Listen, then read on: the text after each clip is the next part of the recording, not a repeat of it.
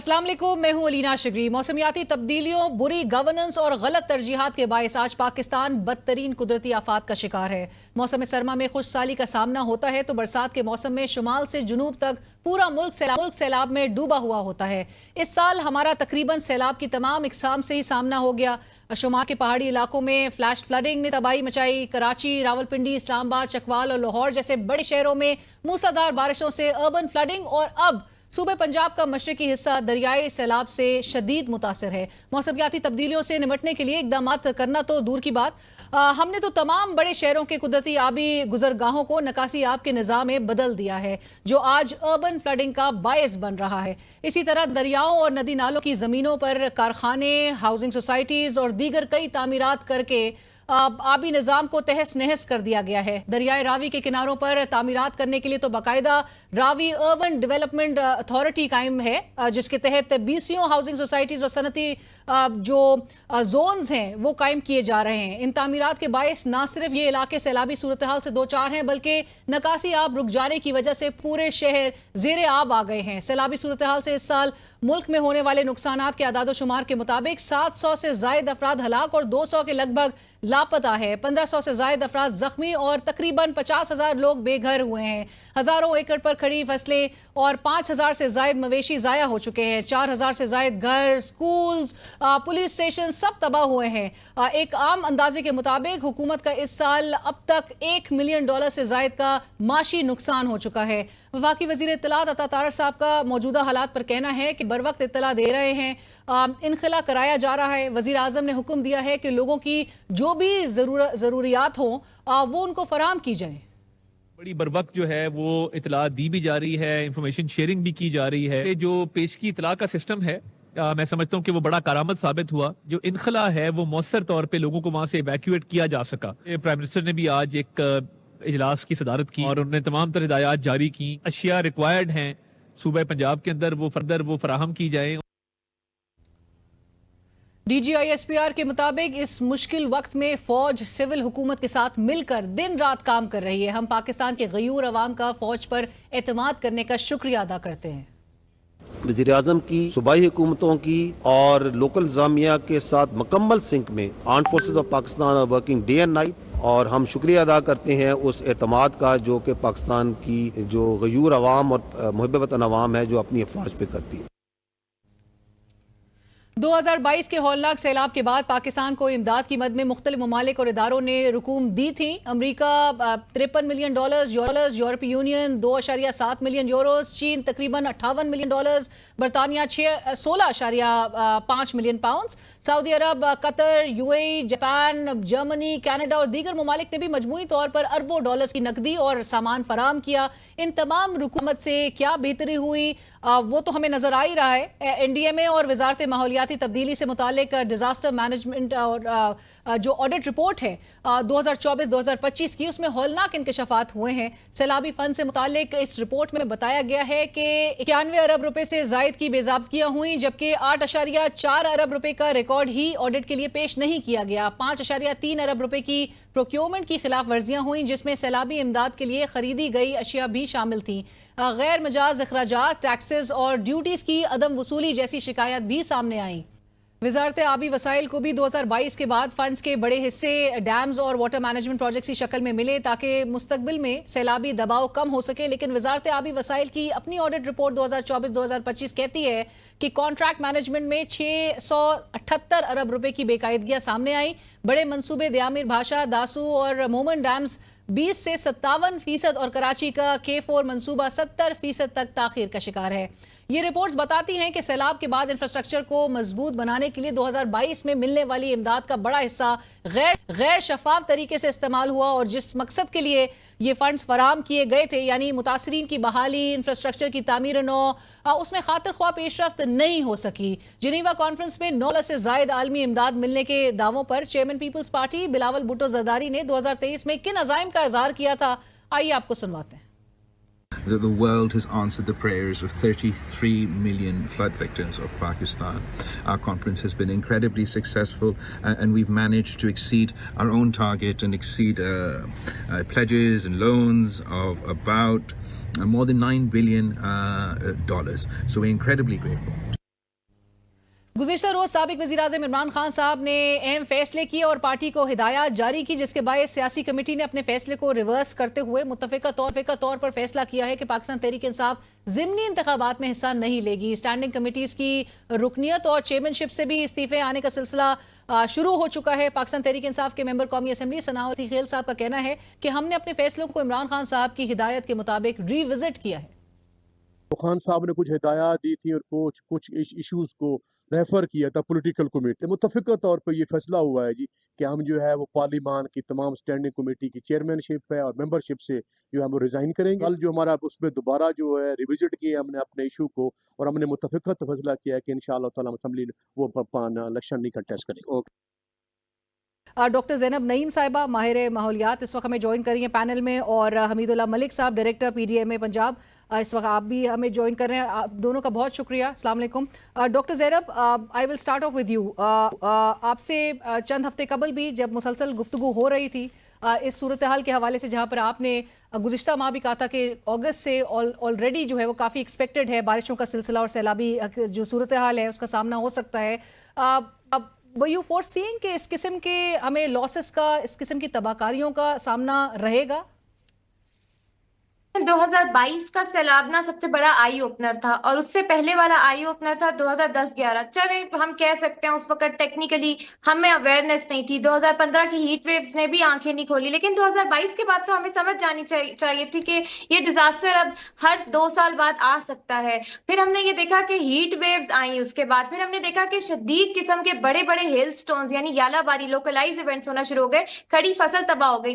तो ऐसा नहीं है कि हमें अंदाजा नहीं था, ये प्रेडिक्शन साइंटिस्ट बहुत साल से कर रहे हैं। हम शायद प्रिपेयर्ड नहीं थे या हम अपनी पॉलिसी को साइंस के साथ जब कनेक्ट नहीं कर पाते तो फिर वो मामला होते हैं जो अभी हो रहे हैं। हमें ये भी पता है कि हर साल जब सैलाब आते हैं, साउथ एशिया का खित्ता है, इंडिया पानी छोड़ सकता है। बेशक वो जितना मर्जी बोले कि इंडस वाटर ट्रीटी को हम नहीं मानते, लेकिन क्लाइमेट चेंज कंट्रोल करता है कि इंडिया कब पानी छोड़ता है और कब वो पानी नहीं छोड़ सकता। ये अब इंडिया के बस के बात की भी नहीं है। तो हम दरियाई सैलाब भी फेस कर रहे हैं, हम क्लाउड बर्स्ट भी फेस कर रहे हैं, हम ग्लेशियर से ग्लेशियाई झीलें भी फेस कर रहे हैं, हम लैंडस्लाइड भी फेस कर रहे हैं। ये फ्लड सुनामी है जो हम फेस करेंगे, कोई सुपर फ्लड नहीं, फ्लड सुनामी है। और इसको कंट्रोल करने के लिए अभी क्योंकि सर पे पड़ा हुआ है ये डिजास्टर, तो जितना हम मैनेज कर सकते हैं कोशिश करें, लेकिन प्रिपेयर्डनेस जीरो है हमारी। हम प्रिपेयर्डनेस में फेल हो गए। हम इन्वेस्ट ही नहीं करते कि इस किस्म की नागहानी आफात से कैसे बचना चाहिए। नो बिल्ड जोन्स कहाँ होनी चाहिए, नो कंस्ट्रक्शन जोन्स कहाँ होनी चाहिए। अगर अभी भी अगले साल हम यही डिस्कस कर रहे होंगे कि अर्बन फ्लडिंग हो गई, ड्रेनेज आउटडेटेड थी, तो क्या फायदा हमारा इतना प्लानिंग करने का, पॉलिसीज बनाने का? वो तो फिर फ्लॉप जा रही है ना पेपर पे। So this is all it is. We need to prepare, we need to invest in disaster preparedness. मैं डॉक्टर साहिबा आपकी यही बात, हमीदुल्लाह साहब प्रिपेयर्डनेस पे बहुत ज़्यादा सवाल आयद हो रहे हैं, और जिस तरह से डॉक्टर साहिबा भी कह रही हैं कि 2022 के बाद तो हमें इस हद तक प्रिपेयर्ड होना चाहिए था कि इस किस्म की सिचुएशन, या अब जब हमारे मिनिस्टर्स ये बात कह रहे हैं कि भारत की जानिब से आबी जारियत और इसको बतौर एक वेपन के तौर पे पानी को इस्तेमाल किया जा रहा है, पाकिस्तान को इस तरह की सिचुएशन का सामना करवाया जा रहा है।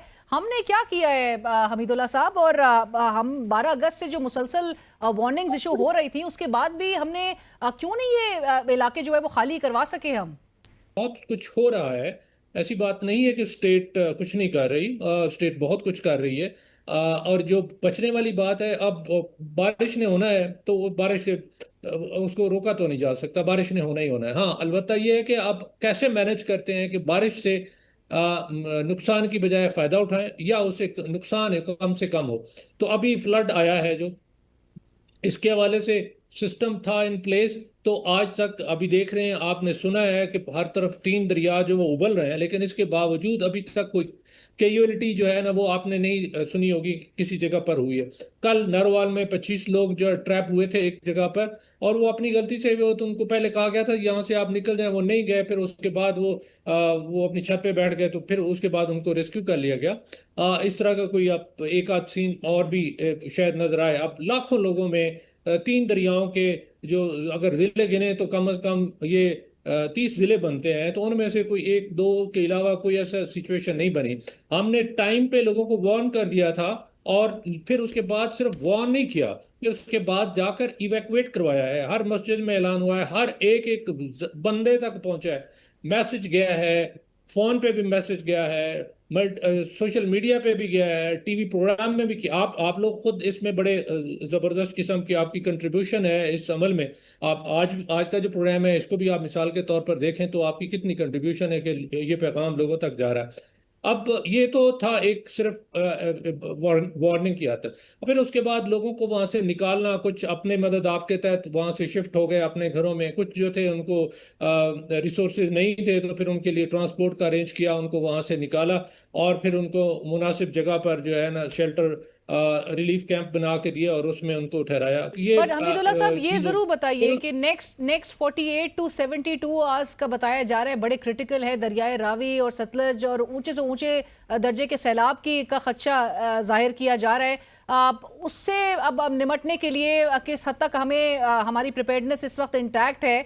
और एक और मैं ज़रूर आपसे सवाल ये करना चाहती हूँ कि ये जो दरिया के किनारे जो सोसाइटीज़ बनने का जो मामला है और जो एनओसीज इशू की जा रही हैं और बाकायदा ये अंडर रूडा जो है वो सबकी अप्रूवल्स नज़र आ रही हैं, क्या पीडीए में इन सोसाइटीज़ के लिए कोई प्री वार्निंग पहले से इशू नहीं करती या गवर्नमेंट को मुतनब्बे कराए कि ये इंतहाई एक ख़तरनाक सूरत हाल आगे जाके जा सकती है? जी आपका पॉइंट बड़ा वैलिड है और कुछ चीज़ें जो है ना वो इवाल्व होती हैं। जैसे मिसाल के तौर पर पहले गाड़ियां नहीं थी तो ट्रैफिक का महकमा भी नहीं था, जैसे पहले इंटरनेट नहीं था, ये साइबर क्राइम वाला महकमा भी नहीं था। तो जैसे जैसे जिसकी जरूरत पड़ती है वो महकमा या उसके कानून, उसके बायलाज, उसके अंदर चेंज आना शुरू हो जाता है। तो पहले ये इस तरह के अवामिल नहीं थे, क्लाइमेट इतना वर्स्ट नहीं हुआ था, मुनासिब फ्लो रहता था दरियाओं में, वो इकट्ठा नहीं होता था, पानी इस तरह चलता रहता था। तो दरिया के किनारे वैसे नेचुरल सी बात है, जो आबादियां हमेशा होती हैं वो दरियाओं के किनारे पे होती हैं। आप तारीख उठा के देख लें, जितने आपको शहर मिलते हैं पुराने तारीखी शहर वो भी दरियाओं के किनारे पे होते हैं, क्योंकि वहां से पानी मिलता था उनको, उधर वहीं पर ज़राअत होती थी, वहीं पर उनका खाना पीना भी वहीं। तो ये एक नेचुरल सी बात है लोगों का उस तरफ जाना। और अब ये है कि वो लोग लोग जो है ना, किसी की जमीन थी वो अपने बना लेता था, अपना घर बना लिया, कुछ और किसी को दे दिया, वहां पर रिहाइश गाहें बन गई। लेकिन बाकायदा तौर पर एक स्कीम के तहत जो है ना वो बनाने में वो अभी ट्रेंड आया है और उसके लिए ये है कि अब उसके एसओपीज बन गए हैं, उसके बायलाज बन गए हैं। अब जो आबादियां इस तरह की दरियाओं के करीब हो रही हैं तो उसके ऊपर यकीनन जो है ना बड़े सख्त किस्म के एक्शन होंगे, क्योंकि ये जो है ना इंसानों की जानों से खेलने के का किसी को भी इजाजत नहीं जा सकती, कोई भी हो। अब आते हैं आपके सवाल की तरफ के स्टेटस क्या है। मशरक वाले दरिया से शुरू करते हैं, सतलुज से। तो सतलुज का जो है, ये सतलुज, रावी और चनाब, ये तीनों दरिया जो है वो इंडिया से आते हैं और उसके ऊपर हमारी कोई इंफ्रास्ट्रक्चर यानी डैम टाइप की कोई चीज रिजर्वायर नहीं है। तो वो जैसे दाखिल होते हैं और फिर उन लोगों को पता चलता है कि जी पानी आ गया है, क्योंकि हमें एक दूसरे के साथ जो है ना कुछ हालात खराब होने की वजह से इतलात नहीं मिल रही थी। लेकिन अभी इस दफा एक हफ्ता पहले से जो है ना इंडिया ने हमें रिपोर्ट करना शुरू कर दिया था। तो अब इस वक्त सिचुएशन जो है वो सतलुज में 2,53,253 ये क्यूसेक पानी चल रहा है और ये कुछ करेगा एक आध दिन और भी। दूसरी तरफ आए रावी की तरफ, तो रावी और सतलुज में ये अचानक पानी जो है ना, ये बारिश हुई है, कल जो बारिश हुई है वो बहुत शदीद बारिश थी। 300 से लेकर 400 मिलीमीटर तक जो है ना वो बारिश हुई है 3-4 घंटों में। तो वो बहुत बड़ा एक इन्फ्लक्स पैदा हुआ, फ्लो बना।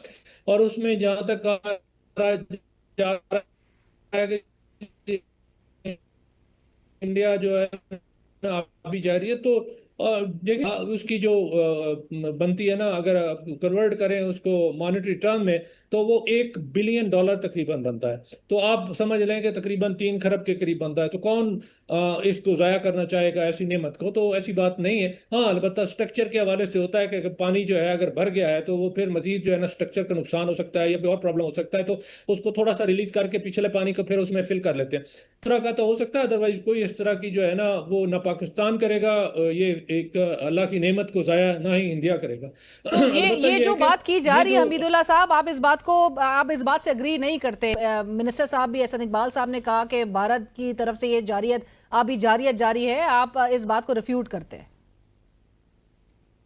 नहीं वो देखें जी, अब आपी जारियत जो है ना वो पानी तो उधर तो इंडिया की तरफ से आया है। वो जारियत इस तरह की है कि मिसाल के तौर पर अगर हमें नहीं पता, अब एक अचानक के दरवाजे के बाहर क्या हो रहा है, हम अंदर कमरे में बंद हैं, फर्ज करें तो अचानक निकलें तो आगे से देखें तो कोई जनाब क्या कुछ आ जाए सामने। हाँ। तो इस तरह ये अभी जारियत, एक समझिए ना, इंफॉर्मेशन ना देना भी तो एक किस्म की वो जारियत हो सकती है ना। हाँ। तो ये इस तरह का इंफॉर्मेशन शेयरिंग ना होना एज सच भी तो एक बड़ा प्रॉब्लम हो सकता है ना। जैसे अभी आपने इंट्रोडक्शन में जो बात की, आपने बड़ी पहले की बात की कि अगर पहले एक चीज का पता चल जाए, और हमारी जो दूसरी हैं गेस्ट हैं उन्होंने भी बात की, पहले पता चल जाए तो हम तैयार हो सकते हैं। तो इसलिए वो देखिए, मंगला है और या तरबेला है, तो वो दोनों जो डैम है हमारे अंदर है। पाकिस्तान में हमारे पास इंफॉर्मेशन होती है, वहां पर कोई भी एक इंफॉर्मेशन शेयर की जा रही होती है, वहां पर लॉसेस का अचानक पानी नहीं आता। वो पहले पता होता है कि इतना छोड़ रहे हैं, इस टाइम पे छोड़ेंगे, फलां फलां जो बस्तियां हैं वो ज़ेरे आब आएंगी। अच्छा, अब जो बात कर रहे थे आप भी प्लानिंग के हवाले से, कि किसी जगह पर बादल हो चाहे दरिया का बहाव हो, वो एक सिर्फ ट्रिगर डालेंगे किसी उस सिस्टम के अंदर, सिमुलेशन में, तो वो बता देगा कि इससे कौन कौन से मौजे आएंगे, बस्तियां ज़ेरे आब आएंगे और कौन कौन से घर आएंगे। और सिर्फ घरों की हद तक नहीं है, उनके लोगों के नंबर हमारे पास हैं, वो ऑटोमेटिक जो सिस्टम जनरेट करता है, उनको मैसेज भी चले जाते हैं। आप राब्ता करें मुख्तलिफ आबादियों में तो उनको मैसेजेस गए होंगे कि जी फलां फलां जगह पर जो है ना वो आपके इस वक्त इतना पानी आएगा, इसलिए आप फलां जगह पर आप शिफ्ट हो जाएं। और फलां जगह का मतलब है कि वो दिया होगा, बंदे का नंबर भी दिया होगा कि हमीदुल्लाह फलां साहब, यही तो लोकल बात थी कि पर्सन कब है, से फलां वो कब बिल्डिंग से है। वार्निंग्स इशू हो रही थी, मुसलसल 12 अगस्त से वार्निंग्स इशू हो रही थी, लोग इवैक्यूएट भी नहीं करते हैं। नहीं, ये आपकी बात थी कि आज सुबह मैं बड़ी दिलचस्प बात आपको बताता चलूं। असिस्टेंट कमिश्नर जो कंसर्न है रावी में, जिनकी वो ड्यूटी है, तो वो गई हैं और वो रात भी उन्होंने लगाई उसके ऊपर, और वो हैरान थी कि रात को तो ये वाले जो लोग हैं इनको तो हमने निकाला था, ये अब फिर वहां कैसे पहुंच गए। तो वो दो दो तीन तीन दफा लोगों को निकाल के ले गए और फिर वो वापस पहुंचे दोबारा होते से आ हैं। जाता है, तो लोगों को भी तो ये समझने की जरूरत है। बट हमीदुल्लाह साहब, थैंक यू सो मच, वक्त की कमी है, बट बहुत शुक्रिया। प्रोग्राम में वक्त हुआ एक ब्रेक का, हमारे साथ